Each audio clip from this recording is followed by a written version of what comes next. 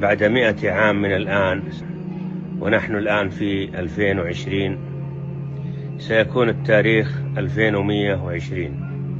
سنكون جميعا بإذن الله مع أقاربنا وأصدقائنا تحت الأرض، وسيكون مصيرنا الأبدي قد أصبح واضحا جليا أمام أعيننا، وسيسكن بيوتنا أناس غرباء، وسيؤدي أعمالنا ويمتلك أملاكنا أشخاص آخرون لن يتذكروا شيئا عنا. فمن فينا الآن يخطر بباله أبو جده؟ سنكون مجرد سطر في ذاكرة بعض الناس، أسماؤنا وأشكالنا سيطويها النسيان. فلماذا نطيل التفكير بنظرة الناس إلينا وبمستقبل أملاكنا وبيوتنا وأهلنا؟ كل هذا ليس له جدوى أو نفع بعد 100 عام.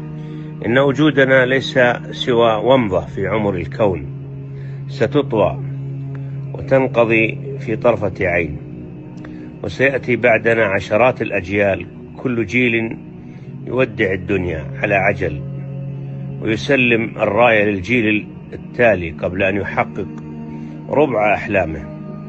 فلنعرف إذن حجمنا الحقيقي في هذه الدنيا، وزمننا الحقيقي في هذا الكون، فهو أصغر مما نتصور.